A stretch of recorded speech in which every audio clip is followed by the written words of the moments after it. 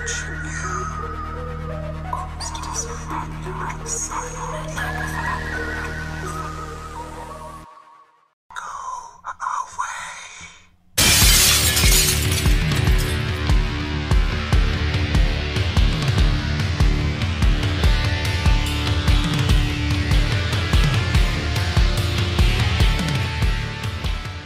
Hey guys, and welcome back to Talking with Shadows, the conversation everyone has, but no one wants to admit to. Here with your host, Vic Whately. And Marcus D. And we want to welcome you guys back to another fabulous episode of Talking with Shadows.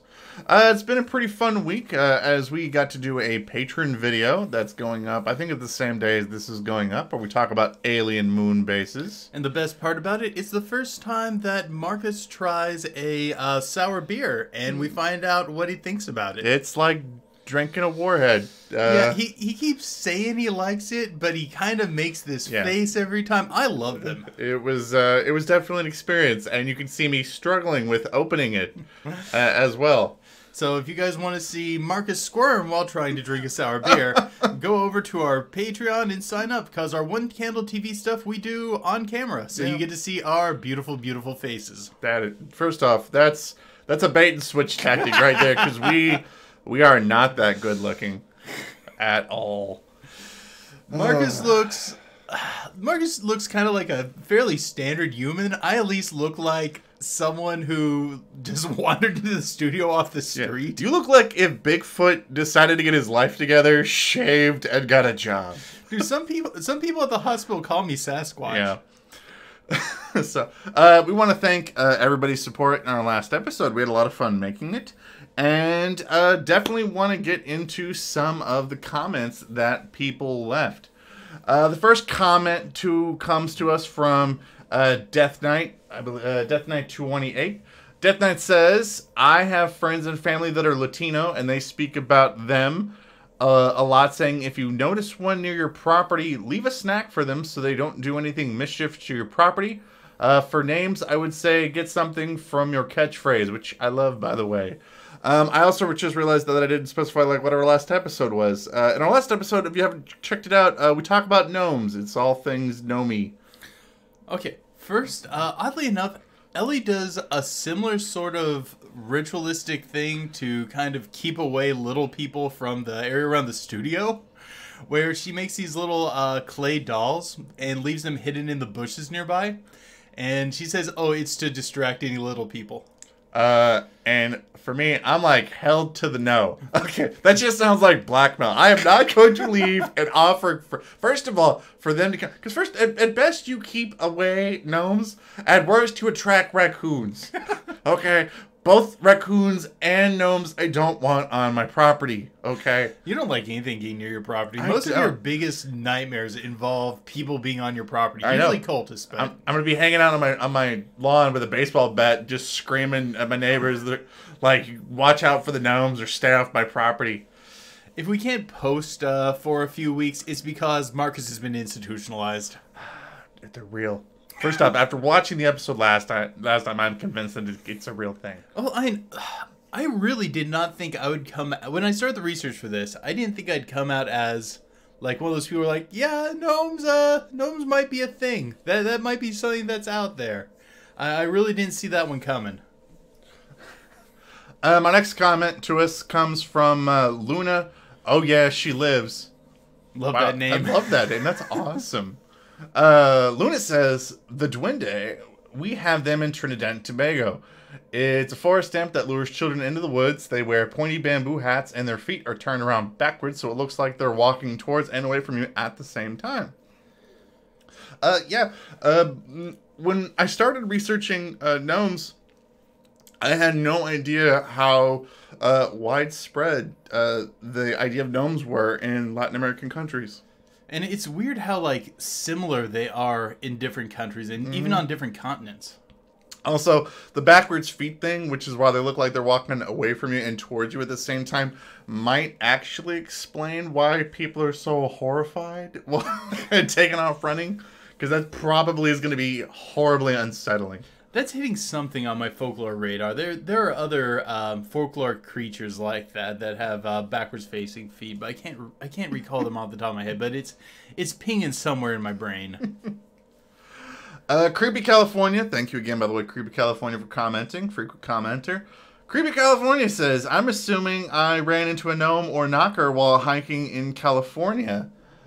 Me and some friends were looking for a nature-made water slide, and as we were enjoying the swim, I had noticed something was pulling my bag away, so I rushed towards it, and a 2-foot-tall person with a beard was holding onto my bag. I freaked out and drop-kicked him. I'll admit I felt bad, so when we left, I left some beer that we had brought as a sorry. That is an awesome story. And in my response to Creepy California, a totally justifiable response. That sounds like the sort of move I do where I would react to it like that and then be like, I feel kind of bad about it. It's weird. Again, it's one of those things that I am so surprised so many times does not occur in stories about the paranormal where people kind of turn violent, because a lot of people's gut reaction to seeing something that off-putting might be like, I don't know, punting it 20 yards downfield. And that's basically my response anytime I do something mean to someone. Is like, oh, I might have gone a little far. I should give him something. So leave some beer for him, which I think also is a bro move, Creepy California. So good bro move there. Okay, actually, and another thing that we had some suggestions for our fan names as well. Ooh, what we got? Yeah. Again, if this is the first time that you guys are checking on this podcast, we are trying to take fan suggestions for our names, and I think what we're probably going to do is take suggestions for the rest of the month. I think seems like a good idea. If we change that, we'll let you guys know. But keep posting fan suggestion names, and we're going to take the best ones, put them into a poll, and let you guys vote on what our fan name is going to be. So Phoenix Flame posted the idea, what about something like the Candelorians? Which I think sounds awesome. I don't know. It sounds like this is going to be really cool for a couple months, and then people will stop watching The Mandalorian eventually, and then it's going to fade. Vic, this is the way. Well, and it also might be that I haven't watched The Mandalorian. I know, that might be so awesome. I know he didn't get that reference, but I know so many of you guys did. Oh gosh. And I know it's a Mandalorian reference because I hear about this show. I don't have Disney Plus. I watch Hulu and Netflix and mainly just YouTube. Next person was Twistar Dillard. Twistar Dillard says, "Hey guys, I got a suggestion. How about Candlebruss? Like, what's up, Candlebruh?" Which when I hear that, that's what I'm hearing in my head, and I think that sounds super tough and super awesome. By the way, and we'll definitely make our fans sound the toughest out of any of the paranormal fans out there. Oh goodness! Once again, I'm not sure, but maybe. Oh man, Philip Nar says, "How about Shadowlings?" Kind of like that. I actually kind of do too. I you know, when I first read that, I was kind of ambivalent, but when I sang it out loud, I'm actually kind of digging it now. It's not too edgelordy. It's just about the right speed. Oh man, Candelorians is up there, man. Oh man. Guy Prieto, I want to say I said that right, said, "How about truth seekers or holders of the light?" You know, that actually sounds similar to when we were trying to come up with names ourselves. I think holders of the light or like light keepers was something that I think was an idea that was thrown around a lot. Yeah, I actually rather like both of those. And then the last person, I'm not even going to try to pronounce that person. That's a bunch of symbols. I'm not pronouncing something reality. They said, how about a shorter name like Shades? I like it. I do too. Very simple, to the point. Like, my only real issue with the other, like the previous two we just talked about, is they're a little wordy, but I do really like them. Although my favorite still might be Whispers or Whisperers. I really like that one. Candelorians. Oh my gosh, that sounds awesome. Okay, I can't help how much I like that one. I'm sorry. But again, if you guys have another idea for a name for the fans, drop it in the comments below. And another thing that we thought that we would do too, which we thought was a lot of fun, is me and Vic realized that we had done a lot of videos for our patrons, and one of the things that we thought we could do for this episode would be to do a giveaway. And the thing that we decided to give away would be, I guess, a one of your choices for one of our patron videos. And we've done a lot of different patron videos. We've done stuff on, say, the Siberian Cauldrons, Valiant Thor, Alien Moon Bases was the one that was the most recent one we just did. The Michigan Dogman was actually, I think, the very first one we did. So we've got a ton of patron videos up there. So for this giveaway, what we want to do is, when we post this episode up on Facebook, what we want you guys to do is to share our post and then comment below that you guys shared it. And for our next episode, we're going to randomly select somebody who shared our post and give away a free episode of our patron video to you as a thank you to us. And you get to pick. We'll let you know all of the topics that we have for all of our patron videos, and you get to pick the one that you want.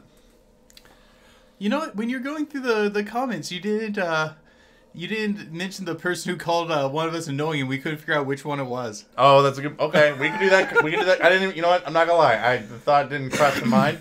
So fair enough, because we will read comments, even if they're negative. You guys can go ahead and post them. So Vivi said, "Good topic. More folklore and research wanted. Less personal opinions." One dude shared his research, which was interesting, and the other guy only whined and complained about gnomes, which was infuriating. Either contribute interesting information about the topic, or learn to shh. I couldn't finish the video, even though I wanted to hear more about lore and gnomes. Opinion guy is so annoying. Yeah, we couldn't figure out which one of us is opinion guy. Yeah, so we kept arguing about that, and so at the end of the day, we just decided we're both the opinion guy. Because I thought both of us, were actually giving information that we had found on the thing. I think we both covered two various angles on gnomes. I just thought that was a funny one because it started the discussion on which one of us is the annoying one. Yeah. Ellie said both of you. We she did say that. We accused each other and just left it at that. So, all right. So with that being said, I think we should probably get into today's topic. Okay. Today's topic is another one kind of like our last one, where going into it, we basically just picked something that something that we had heard of. It was floating around, but we didn't know much about it. It was something kind of on the periphery. And truthfully, I didn't think there's going to be much to it. I thought this was going to be a much more jokey episode. But once we got into it, I swear some of these ones that you don't think are going to have much to it really have a lot to them. And today, guys, we're going to be talking about Batsquatch. It sounds jokey, and if we're gonna talk about something this kind of this weird, I'm gonna need a drink while we talk about this. Ugh. Okay, what we get today? So today I got to pick. By the way, since you got to pick, by the way, for our last episode today, guys, we are drinking while we talk about Batsquatch, Red's Hard Apple Peach. Okay, I'm not a big peach fan, so I am. We're gonna see what happens. I had to drink that sour beer yesterday. Dude, sour beer's awesome. I had to drink that sour beer. You can handle a hard apple peach cider. If you haven't tried a sour beer, guys, I definitely recommend it. They're good. But anyway, again, cheers to all of you guys. Thank you. It's actually pretty good. Yeah, that's not too bad. Yeah, it is. And it would be better without the peach, but this is actually pretty good. Thank you very much. If you can't hear that, guys, that's me giving myself a pat on the back. All right, so Batsquatch. All right, Vic, what does Batsquatch look like? Okay. There are a few different ways that it can be described. They do follow general trends, but there is a degree of variance.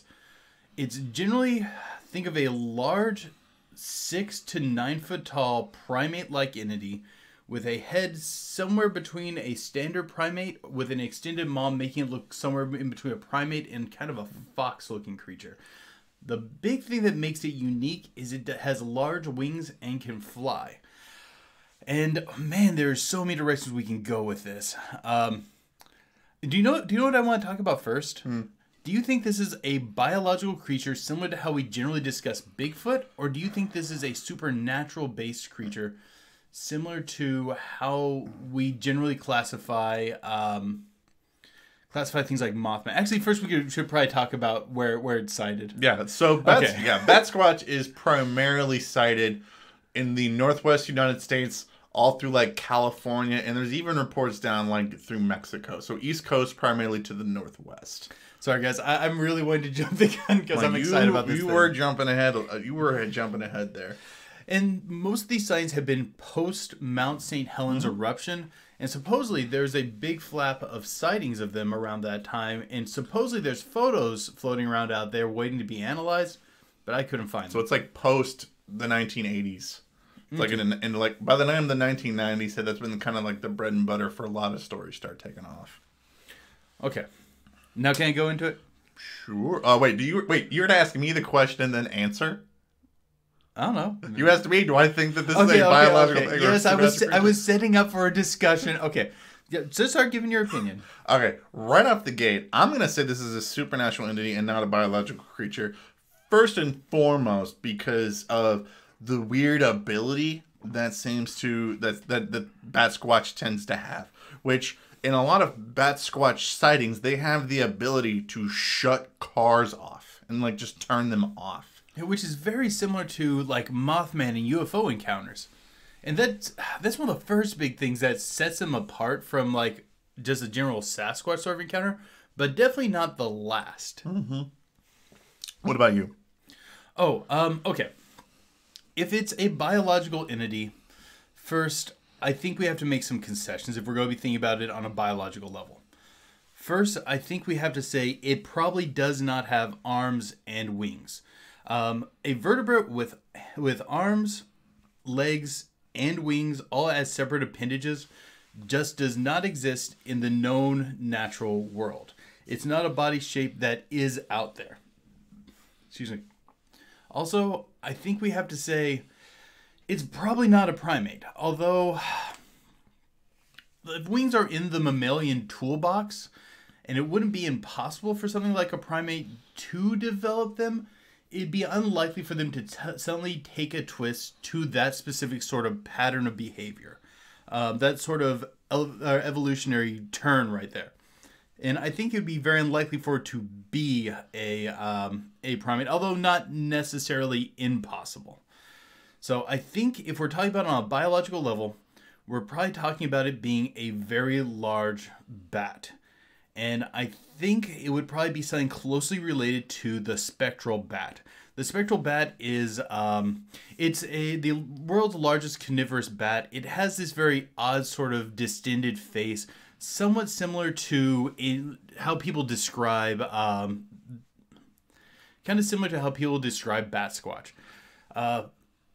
But there's still some hurdles to get over because we're talking about something that has a 3-foot wingspan to something that when standing is 6 to 9 feet tall. So that's a pretty big hurdle. It would have to be a massive version of this species. And it does have some other traits that you could say are shared with Sasquatch, like the visible teeth and things like that. But if we're talking about it on a biological level, I think it would have to be something along the lines of a spectral bat. And so Marcus knows what I'm talking about. I'm going to pop up a picture here. Yeah, we'll post a photo for you guys in our show notes so you guys can kind of check it out. Apparently went off the tag. And there. Yeah, actually, that looks like, if you want to see what I'm looking at, like think like Man-Bat from the Batman animated series. Yeah, it actually does have that kind of look to it. Yeah. Another thing is, in particularly many of the early encounters with Batsquatch, it's described as being blue, and I don't think they mean like primary color blue. There's a color of fur that when you're talking about an animal, you can refer to it as blue, and it's really more of kind of a gray sort of color. Because blue fur, to the best of my knowledge, does not occur in any mammal. No, like when they're saying blue, like I'm thinking like blue tick coonhounds, which again are like a shadish of gray and white. You know, when I'm seeing blue. So, and again, we're talking like way Washington State. So I'm thinking like this is a guy that's the initial report comes around. Once it's Brian Canfield is what his name is, and when he's describing it as being blue, I really think that's what he's referring as. It's like that kind of off bluish grayish look to it. Yeah, I definitely don't think they mean like actually bright blue like you see some people draw in art. Yeah, because that's like the only person. That's like the only person that really uses, I think, blue, like in the description. A lot of other people that have had Batsquatch sightings give it almost a either gray or black. Yeah, gray to black. Yeah, gray to black as color scheme for what it looks like. Because in my head, when I'm hearing blue, I'm thinking of like it's like a blue bat creature with a wolf head. It sounds like the cat people from Gargoyles that live in the train station, and I'm like, I just don't know. I just don't see how this is like a thing that. But now look is at natural. Look at a picture of a spectral bat and look at the area around the wing membrane. Yeah, it's got like a bluish gray look to like. I think a person that doesn't know the proper way to color it and describe it is going to call that like grayish black. But a person that's probably from around it will give it kind of a bluish hint to it. Yeah, so if it is a biological creature, I think we're talking about not something that looks like a Sasquatch but with wings. I think we're talking about an extremely large variant of a spectral bat. But I still don't think that's the likely case. I'm just saying if we're going to be talking about biologically, that's the direction I'd go. The issue is these animals are designed to be in the air a lot of the time, and that involves a massive amount of caloric intake. The amount of calories these things would have to be consuming would be massive. We're talking, oh God, probably something around 900 pounds of meat, possibly daily, depending on how much time they're spending in flight. Like if this thing was like a biological creature, I would be. That's why what you're talking about when it needs just so many calories. I'm surprised that there are not more stories involving this thing eating. And in most Batsquatch stories, it's really just minding its own business and just moving around. Like if something has to eat that much, it's just going to be eating constantly. Yeah, this thing, while out, would probably need to be in a constant state of looking for food. And I don't think it would be above eating people, because if you're that desperate for calories and you're looking for that level of consumption, then yeah, you're just going to go for whatever you have. This thing would probably need to eat 2 deer a night, something like that. But again, it could still be able to get a lot of calories in it. Because one of the things in the description that we forgot to note, one of the earliest descriptions of Basquatch, what it has is that when you hear wolf head, you're thinking like canines, like a wolf, like sharp teeth. They actually described the teeth as being flat, like people teeth, like a primate teeth, like primate teeth. Mm-hmm. So this thing could easily be an omnivore and be able to forage on different types of food. It's possible, but if you think about that region, there's not a lot of calorie-dense vegetation that you're going to be able to get easily. Yeah, but Sasquatch lives up in there too, and I think people said the same thing about him, about like he should be able to eat a bunch of calories up in there to be able to survive. If we're talking about being a primate, it would probably be a robust with a sagittal crest, and gorillas get a ton of their calories off leaves. But the thing is, leaves don't have very many calories. That means they're constantly chewing all day. That's why they have this crest on the top of their skull. It's called a sagittal crest, and that allows for their muscles to attach to the top of their skull, so their jaws don't get tired very easily chewing all day. But I don't. Like I said, I don't think this is a.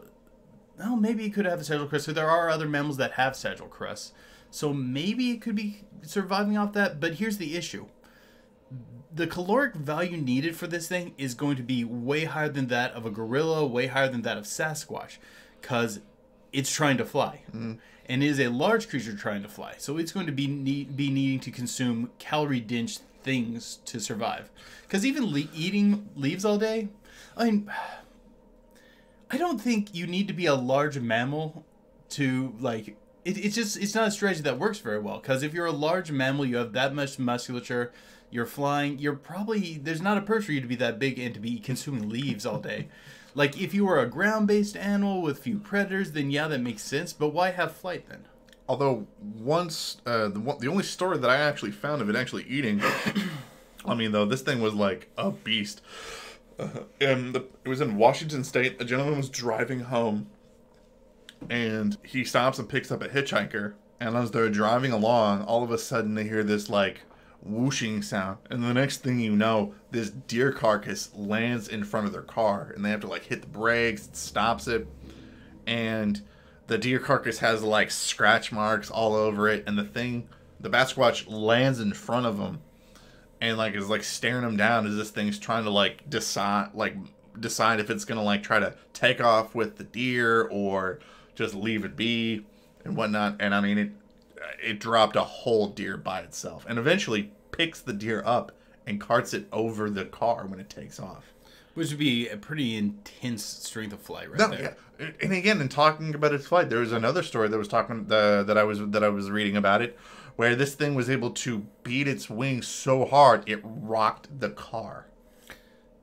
The other thing, like, maybe we might be overestimating the calories it needs, because I'm comparing it to smaller bats that spend a great deal of time in the air. If this one's adapted to spending less time in the air, that would cut down the calorie needs. But still, it's going to require a good deal of probably meat, something very calorie dense. Truthfully, I don't think this is a biological entity for reasons beyond just most people don't describe it as having the proper wing size to be able to fly at that size or the amount of calories it would need for it. I think that this is more likely to be a supernatural entity, and it's kind of akin to a lot of other things we've talked about, like way closer to it than I had previously thought. Okay. For those of you who are veterans of our channel, you've probably heard us talk about different sorts of flying humanoids. And I think because of the name this thing is taken on, Batsquatch, people tend to think about it more like being a Sasquatch-esque sort of creature and classifies it more in that elusive zoological area. But I think it would way better fit in the kind of aerial anomalies sort of section, where it is along the kin of the Mothman or the NASA gargoyle, things along those lines, or the Freiburg Shrieker, because it shares so many traits with them, that it is hard to overcome believing it could not be something of a very similar ilk. And besides that, a creature more similar to, say, the Mothman really fits the description way better than like it just being a giant bat. Because I have to give a lot of caveats and change a lot of the description for it to be a big bat. Where if we go more with just a straight eyewitness account, most people describe it being something fairly similar to something like Mothman. Well, if you go that angle, we're saying it's something more like the Mothman, NASA gargoyle-esque angle. The one thing that it doesn't seem to share with those, being this like not biological entity though, is like a lot of wicked humanoid stories, there tends to be curses that go along with it, or tragedies that come in tandem when sighting these things. I got a response with that. What was occurring when it was initially encountered? You're talking about the Mount St. Helens eruption, yes. Yeah. But, like, people still see Mothman around Point Pleasant. True. It's rare, but people do still report it. True. But I think that there is at least some association with natural disaster or man-made disaster, just disaster in general, to justify a potential connection there. But even with something like, say, the NASA gargoyle, we were kind of stressing to find a direct connection to give it justification to be there. But I thought with the Columbia explosion, the Columbia explosion happened at the same time, didn't it? Yeah, it happened at the same time, but not nearly the same sort of place. That's most true. Yeah, like I said, it's not that we couldn't make the connection. We did have to stretch more than normal. I mean, you could argue that the Mount St. Helens thing, rather than it being like causing it or being around the same time, it could have just been displaced whenever Mount St. Helens erupted at the same time, and that's why you start seeing more reports of the Batsquatch after the eruption, because it's been displaced from its home, and now you're seeing it all throughout the Northwest and down through New Mexico. And that makes some sense too. And you can make the argument either way, though. I think you could easily make the argument either way. It does seem to be that over time, this thing's been given a greater degree of range. It's been popping up in other nearby states, where originally it was mainly just sighted in Washington. But I don't know. I think about the description. Most people describe it as being dark-skinned or furred, gargoyle-like wings, human-like hands, a general pseudo-primate appearance with bestial qualities. Most people have it having its neck more distended straight out from the body instead of lifted up, which would be something that would hide the head, which is a common thing in many of the encounters with Mothman. And one of the things that really hooked me was, for those of you guys who haven't watched our NASA gargoyle video or are not familiar with the case, you might want to go back and check that out. But the way the guy described being in the presence of this gargoyle he saw is very similar to some of the cases where people had been in more prolonged exposure with, say, Batsquatch. Where there was one case where, did you read the story where the guy ended up in a mental institution for a day? No. Okay, but he was describing like he felt this thing could look into him. He felt like it was peering into its soul, that this thing was innately malicious. Now, that might just be the natural instinct of being in the presence of something that was large and predatory, but I don't know, it was just so similar to the description of being in the presence of a natural gargoyle that I find it hard not to relate them. I counter though with, say, like the original story, like Brian Canfield, and when he's talking about when he sees it, he pretty much just says that they just stare at each other a while, and they're just like awestruck with not awestruck, they're just awkwardly staring at each other. While not saying that he felt this weird predatory stare looking at it, it was just this, you're there, I'm here, which is very similar to many Sasquatch stories. Well, where it's just minding its own business, which tends to be in a lot of the Batsquatch stories, though. Well, people's individual responses can run the gambit, though. I agree. Like, look at Mothman. You have a ton of different sort of reactions to the presence of the Mothman. Most parts, it's people just kind of wanting to get the hell out of there. But you see people who kind of feel like they have this otherworldly experience that's not as based in fear. True.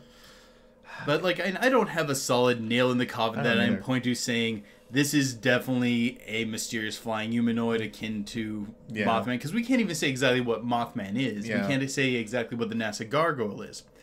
But what I can say is there are certain commonalities shared between them. Yeah. It's the wings, man. I'm telling you, it's that monkey wrench that throws it in. Definitely to my argument of it being... Because again, the more that I talk out loud, man, the more it sounds like I'm making the case for it being like a biological creature similar to Sasquatch. Well, what the biggest issue is this: that body shape with individual arms, legs, and wings does not exist in the biological world. You can't point to a single other animal that has that. Now, maybe there used to be ones like that. We have myths of all sorts of animals that used to be like that, but none of these have ever been confirmed. Like, say, Pegasus would have this sort of body shape. Griffins would have this sort of body shape. Dragons would have this sort of body shape. But... Also, nothing in the animal kingdom has the ability to shut a car shut a car off either. Well, wait. I don't know this for sure. I haven't tested it. But what if you threw an angry electric eel at a car engine? I think the car is going to shut off because it's in the water. Or the eel's just going to die because you threw it. Maybe it'll like fry the car before it does. I don't know. It's just I was just thinking maybe an electric eel could. Oh man, dude, did you? Oh my god, one of my absolute favorite things about studying the Batsquatch story was when the story kind of like breaks in like '94 with Brian Canfield. I loved the way that they tried to make him sound like a credible source, because they said that Brian Canfield, believe it or not, does not listen to heavy metal, has ever seen UFOs, and does not play role-playing games. I'm not making this up. That was the way that they tried to create like him as incredible eyewitness, was that he doesn't listen to heavy metal, claim to see UFOs, or play Dungeons and Dragons. Okay. I wish I was making this up. I totally missed that part. Yeah, it's so okay. Wait, when was this? What year was this? 94. 94. Was this even during the whole D&D scare? I thought that happened earlier. This was a couple years later, but I'm sure it was still probably around at least. True. You know, keep in mind, man, like 94 probably. Tabletop role-playing heyday didn't happen until well into the 2000s. Oh, yeah. It didn't really hit mainstream until Critical Role popularized it. And if you guys don't know, I play Dungeons and Dragons. Yes, we do play Dungeons and Dragons. Yeah, we're actually both big role-play fans and big fans of the paranormal. Yeah, so... But that's just such an odd way to try to credit him. Also, what's up with the rock music part? I don't know. That's so weird. I don't know. I guess people that listen to heavy metal music are incredible witnesses. I don't know. I don't know why. I mean, look at Ricky from Mount Vernon Paranormal. He used to be in a lot of rock bands, And plays I a lot. love working with him. And plays a lot of tabletop role playing games. That's true. And claims to see UFOs. I don't know. Does he? Ricky, let us know if you have ever seen UFO. I'm pretty sure he's told me stories of him seeing stuff in the sky. I don't remember if I've ever had this conversation with him, but maybe. Oh, either way, when you hear this, man, just let us know if you've seen a UFO before, because I'm not really sure if you have. Okay, but back to Batsquatch. When it comes down to it, what do you think people are seeing? I think they're legit seeing a flying humanoid. I don't think there's any doubt. I don't think there's any doubt about that. Again, winged humanoids are things that have been seen across cultures with this sort of body type. It is just a thing of them seeing this humanoid shape with wings. I think they're seeing something, like, legit. I'm with you. I think they're seeing something. I think it's a event shared by people in a lot of different places. Like I've already said, NASA Gargoyle, Mothman, Freiburg Shrieker. There's Mothman-esque encounters all over the world that pop up from time to time. And also, like, the Chicago Mothman. This thing's very similar to that one, especially in the sense that there's less prophetic sort of stuff involved with it. Mm-hmm. Like... Well, even a lot of the stories that go down through, like, through Mexico, having it being... It's, like, slightly smaller. It has blackish-esque skin and is seen in the sky. Again, it's seen with a lot less prophetic, natural disasters that occur. Well, the thing is, there is always that debate in the world of Mothman if it's actually connected to the collapse of the Silver City Bridge. Or if that was just the pivotal event that took the focus off Mothman. And that it was just always this odd entity that was in the area. Mm-hmm. I do connect them with catastrophe, but the connection is very meta. It's very hard to point out exactly how the connection works. It's hard to point out why it works or why it lingers in areas long after that's occurred. And I think if you look at enough flying humanoid cases, you can make the connection. I think you can too. I mean, but again, in Mothman's stories, though, you have a lot of stories of it being literally, though, in the midst of the catastrophe. Blackbird or Chernobyl, it's flying amongst the clouds. The sightings of Mothman around 9/11, flying around, like, sightings, like, flying around the buildings on the wreckage and stuff. Or like Fukushima. That. Yeah, flying around and all of that stuff, too. Well, think about this, though, man. Yeah. It could have been flying around Mount St. Helens, but nobody knows. No one would have noticed, Yeah. because no one would have been there to document it. No one was out there. Yeah, it was such a small population up there. It could have been doing it, just it never got reported. Did you hear the story of a big coming? I think it's called Mount Shasta.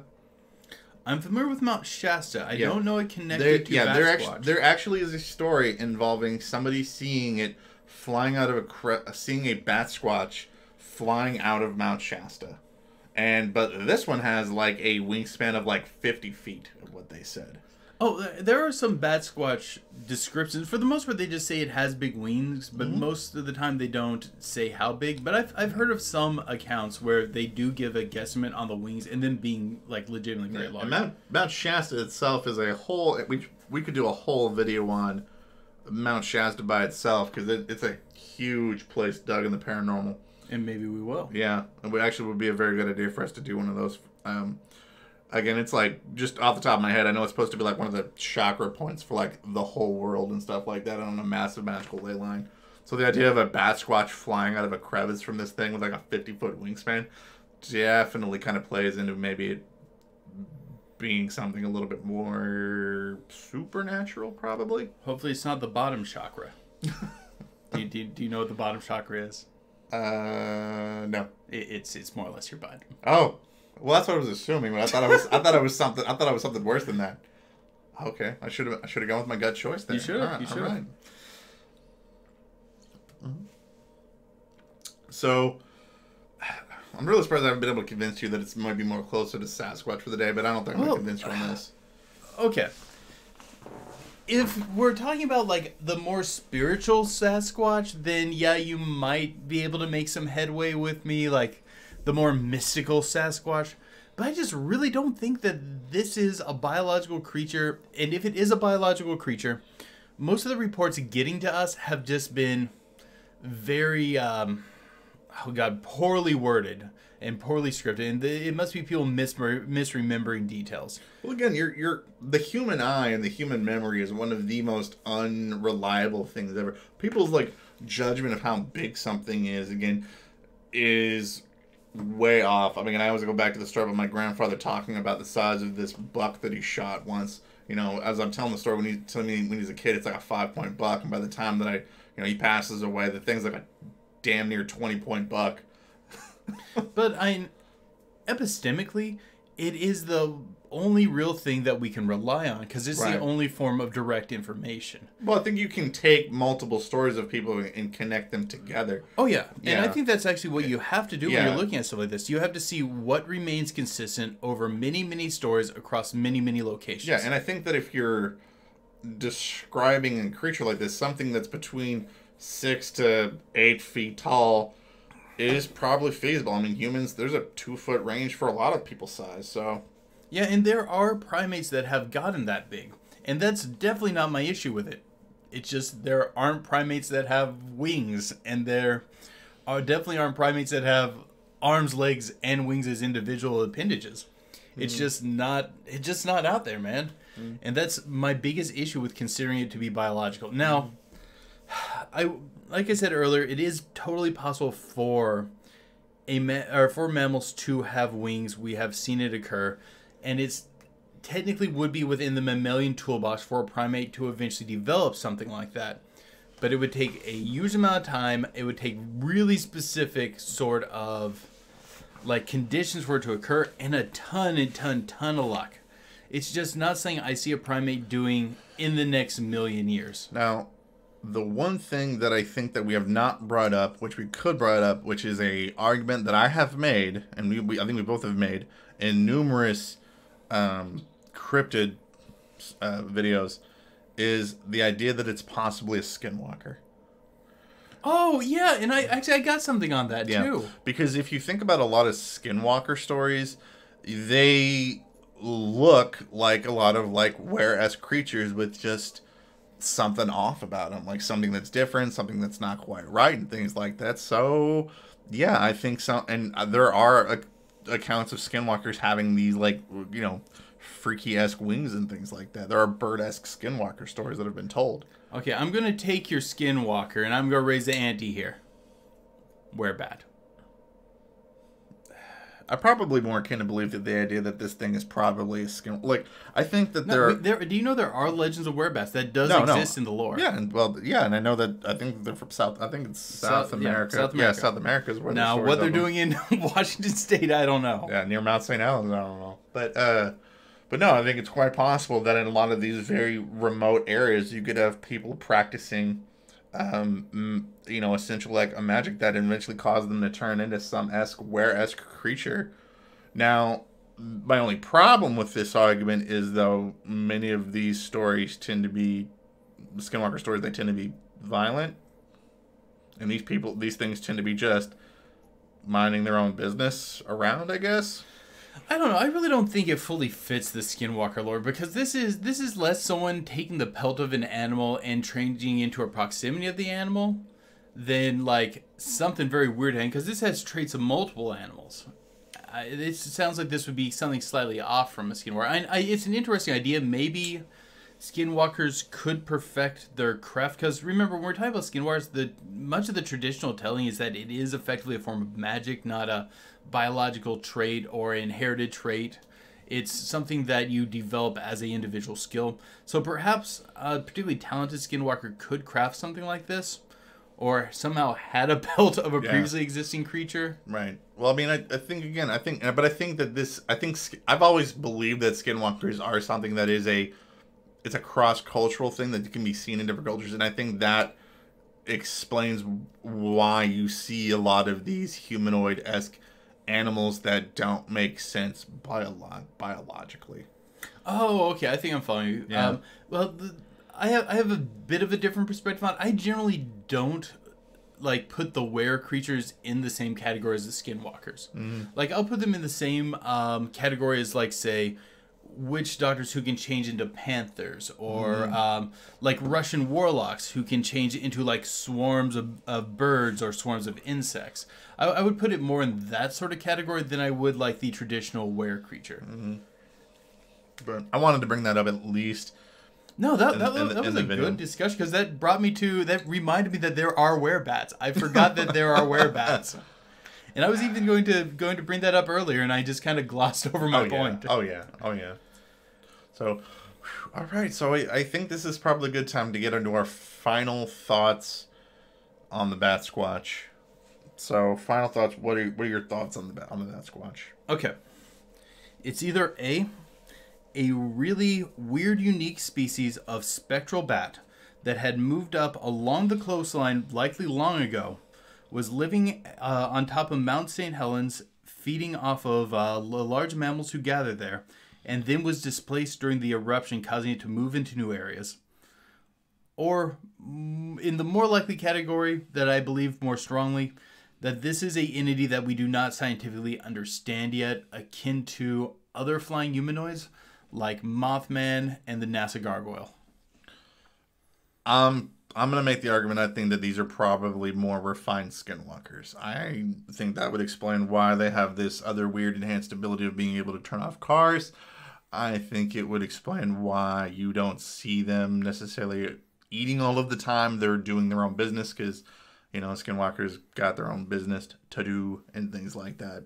And that would also probably explain why we are not finding, dead bodies of these things, finding them around and things like that, and why they can hide much easier. So are you thinking that they might have had like this isolated circle up on Mount St. Helens and then had to move it? Could be, or it could just be a practice that's, again, just stretched along the East Coast. It very well could. I disagree, but that is a really interesting thought. Mm-hmm. But we definitely want to know what your guys' thoughts are on the Batsquatch below. Make sure you guys leave a comment on what you guys think of the Batsquatch. Also, if you guys remember back to the beginning of the episode, if you guys would like a chance to get one of our patron videos for free, make sure that you guys share this video on our Facebook page and leave a comment that you guys shared it. If you guys really like this episode, don't forget to leave us a like, share, comment, subscribe, follow us on whatever platform you guys are listening to it. It really helps. Become a patron and get 15 more minutes on this episode. I was getting there, sir. Anyway, there are some people that the only thing they can do is maybe leave a like, comment, or a share. That's absolutely fine too. Yeah, but yes, if you would like to catch more, fans. If you would like to catch more of this podcast and a bunch of other great content, you can always go over to our Patreon and sign up to get 15 more minutes of this podcast. Which today, I believe, we are going to be talking about. I have some ideas on multiple things that we can talk about, and one of them involves sharing a personal experience. Sweet. So if you guys are wanting to catch more of this episode, make sure you guys go over to our Patreon and sign up today. But until next time, guys, keep believing. Because we'll keep listening. So, yeah, I think I want to go with a personal encounter for this one, because one of the stories that I had read about a Sasquatch encounter ended up syncing up with this bizarre personal experience really, really, really well. And it's probably colored some of my viewpoints in this video on why I was feeling it was very connected with winged humanoids. But I don't think I've told you guys, you guys on Patreon, or I don't think I've told you patrons about this story yet. And if I'm wrong and I'm repeating myself, I guess we'll post something special for you guys. Don't worry, I'll keep adding more to the conversation to spice it up and make it original. Don't worry. But I'm pretty sure I haven't told you guys this one yet. I don't think you have either.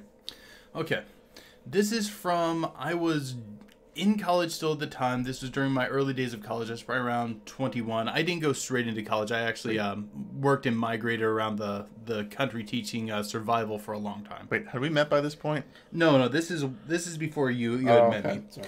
So this is a long time ago. You still won't meet me for probably another year. Okay. Or maybe you'll meet me later on that year. But okay. So me and a few of my friends decided that we're going to go out camping. These were friends of mine from back when I was at Oakland City. Mm-hmm. And basically, we had just bought a bunch of alcohol. We decided we were going to go camping for a few days. We're going to get in touch with nature. Because most of them were very city-bound folk. City-bound folk. I don't know how a good term for people who don't go out in the woods very much. You mean like me, Marcus? Yes. Like that would probably be a good way. I would consider you to be a city-bound folk. Okay, thank you. And so, like, I was one of the few people who really knew how to go out and start a fire and stuff like that.